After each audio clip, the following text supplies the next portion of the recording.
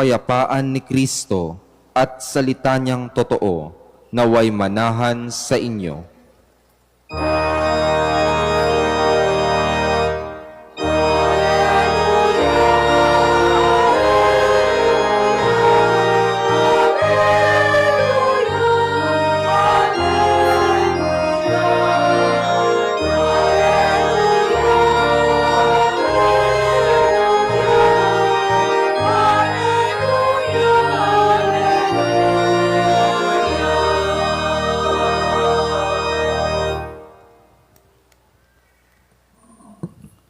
Sumainyo ang Panginoon. At sumaiyo rin. Ang mabuting balita ng Panginoon ayon kay San Lucas. Papuri sa iyo, Panginoon.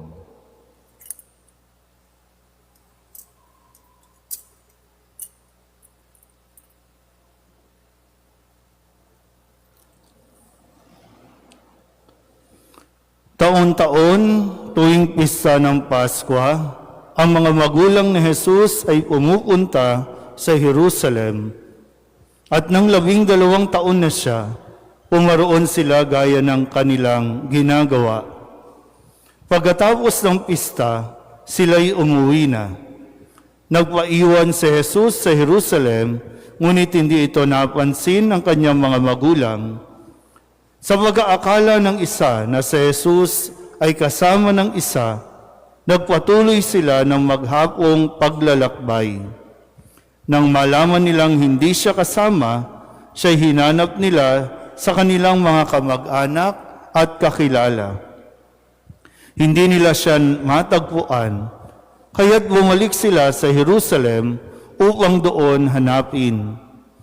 At nang 3 araw, natagpuan nila si Jesus sa loob ng templo. Nakaupong kasama ng mga guro, nakikinig siya sa kanila at nagtatanong. At ang lahat ng nakarinig sa kanya ay namangha sa kanyang katalinuhan. Nagtaka rin ang kanyang mga magulang nang siya'y makita.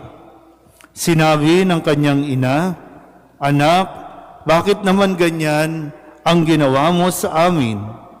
Balisang-balisa na kami ng iyong ama sa paghahanap sa iyo." Sumagot siya, "Bakit po ninyo ako hinahanap? Hindi ba ninyo alam na ako'y dapat na nasa bahay ng aking ama?" Ngunit hindi nila naunawaan ang pananalitang ito. Siya'y umuwing kasama nila sa Nazaret at naging isang masunuring anak. Ang lahat ng bagay na ito ay iningatan ng kanyang ina sa kanyang puso. Patuloy na lumaki si Jesus. Umunlad ang kanyang karunungan at lalong kinalugdan ng Diyos at ng mga tao. Ang mabuting balita ng Panginoon. Pinupuri ka namin, Panginoong Heso Kristo. Isang magandang umaga po sa inyong lahat. Maligayang Pasko po sa inyong lahat. Palapakan natin ang Panginoon. At ngayon po ay kapistahan ng banal na mag-anak o Holy Family. Pamilya ni Jesus, Maria at Jose. Ang pamilyang ito ay hindi naman naiba sa atin pong pamilya. Hindi rin sila naging ligtas sa mga pinagdaanan at pinagdaraanan ng bawat pamilya ngayon. Hindi rin sila na nakaligtas sa mga pagsubok, sa mga problema. At kung babalikan natin ng mga konting kwento, muntikan na rin na sila ay hindi magkatuluyan. Muntikan ng hindi pakasalan ni Jose si Maria o hiwalayan ni Jose si Maria. At sila ay naglakbay din, palipat-lipat din ng bansa o ng bayan, nag-migrate din para lamang mailigtas mula sa mga nagbabalak na pumatay kay Jesus nung siya ay sanggol pa lamang. Kaya maganda po na ang ating mga pagbasa ngayon ay tumimo sa ating mga puso't isipan lalong-lalo na sa pagtataguyod ng ating mga pamilya. Dahil hindi naman po imposible na ang pamilya ay maging banal din. Kaya nga tayo inilagay sa pamilya para mas maging mabuting tao tayo na sumusunod sa utos ng Diyos. Maging mabuti tayo. At ang lahat, lahat ng kung ano tayo nagiging, yan ay nag-uugat lagi sa loob ng pamilya. Kung ano ang karanasan natin sa ating pamilya. Kung hindi ito naproproseso sa kalaunan, ito ay nagiging malaking problema para sa isang tao na bumubuo din at nagsisimula ng kanyang pamilya. Lahat ng saya, lahat ng sakit sa pamilya ito nagmumula. Malaking impact sa isang tao ang kanyang pamilya. Maganda man o hindi ang kanyang karanasan sa loob ng tahanan. Kaya marami, kung titingnan natin, bakit marami ang mga sasabihin nating walang ya sa lipunan? Lahat yan babalik sa pamilya. Bakit marami ang naghahangad na maging mabuting tao? Lahat yan nakaugat sa pamilya. Pamilya na pinipilit ding sirain ng mga taong galing din sa pangit na karanasan sa pamilya. Kasi nawalan na sila ng kumpiyansa, nawalan din sila ng paniniwala na mahalaga ang pagkakaroon ng isang matibay at magandang pundasyon ng isang pamilya. Ngayon, kakatapos lang ng mga celebration ng mga Christmas natin, nagkita-kita kayo, umuwi tayo sa ating mga tahanan, sa ating mga pamilya. Kamusta po ang inyong karanasan? Masaya ba?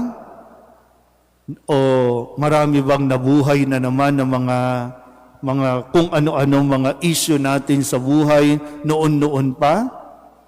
Kamusta po? Mas gusto ba natin na wag na lang magkita-kita? May mga ganun kasi, pakiramdam na wag na lang tayong pumunta doon kasi wala magulo di ba? Pero hanggat hindi tayo natututo sa mga aral, sa mga salita na ipinahayag sa atin ngayon, medyo magiging malabo talaga makakita tayo ng liwanag na inaasam natin. Kasi lahat naman po, tandaan po natin ito, ang kaligayahan natin, yung fulfillment na tinatawag. Kapag nagkakaroon ka ng pakiramdam na fulfilled ka, mangyayari yan sa loob ng tahanan. Kahit anong successful ng karir mo, pag nasa labas ka ng pamilya, hindi yan 100% magbibigay sa iyo ng fulfillment.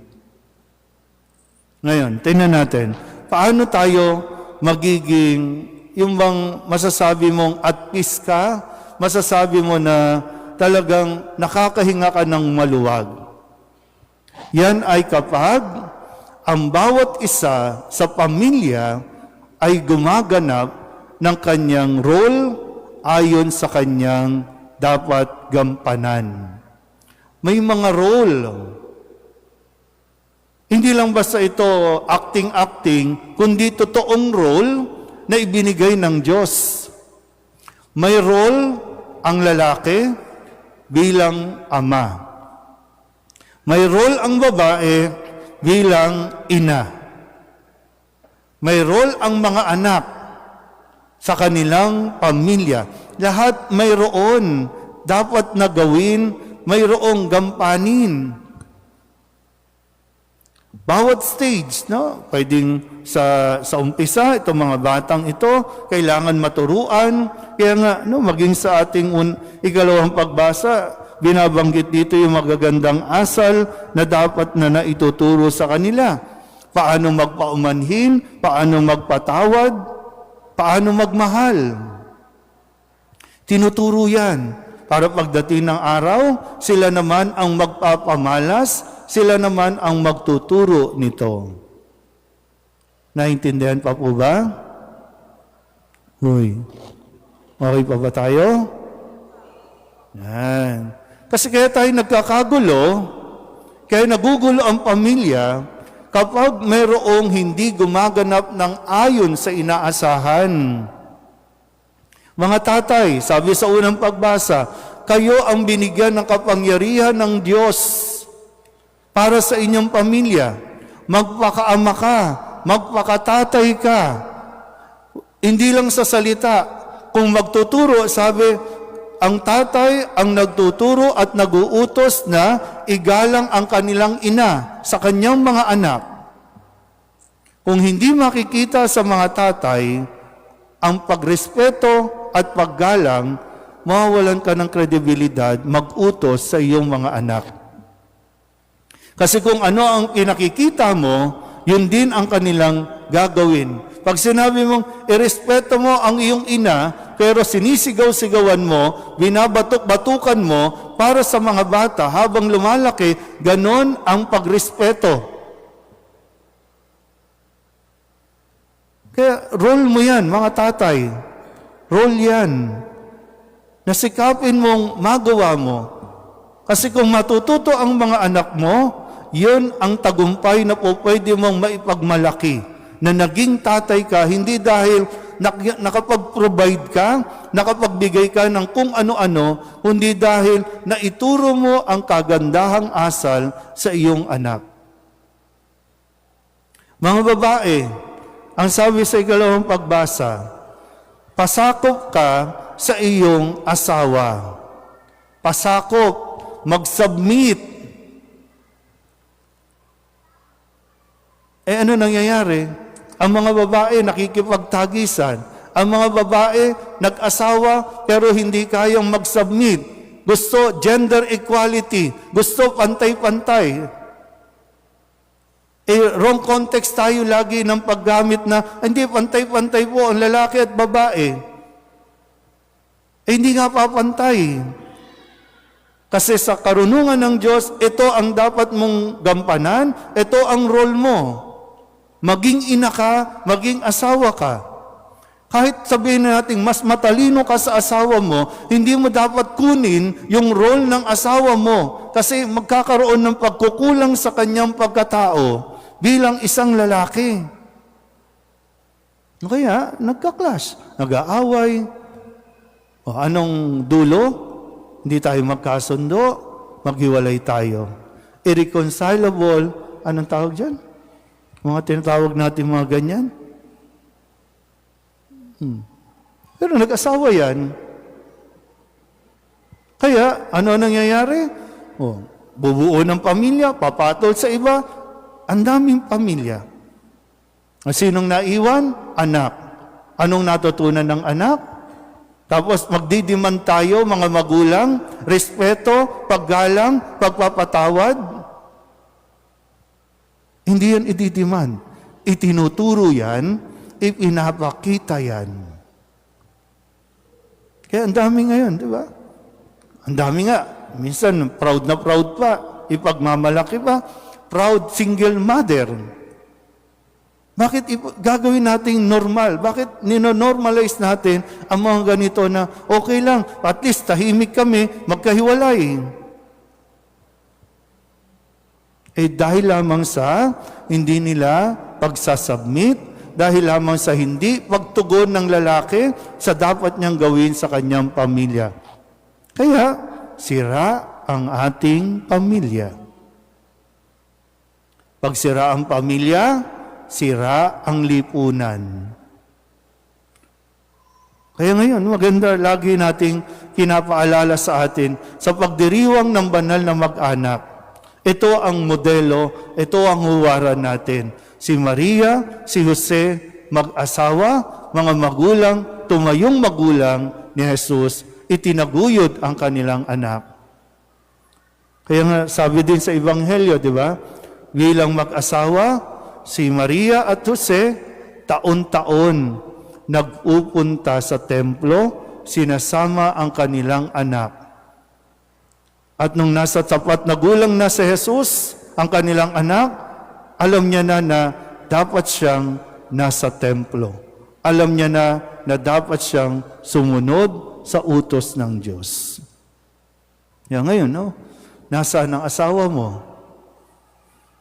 Pag hinanap ba sa'yo, alam mo kung nasaan. Nasaan yung lalaki? Nasaan yung babae? O nasaan yung mga anak nyo? Yan. So, magandang mapagnilayan natin ito, no? At nawa, sa tulong ng banal na mag-anak, makabalik din tayo lahat, no?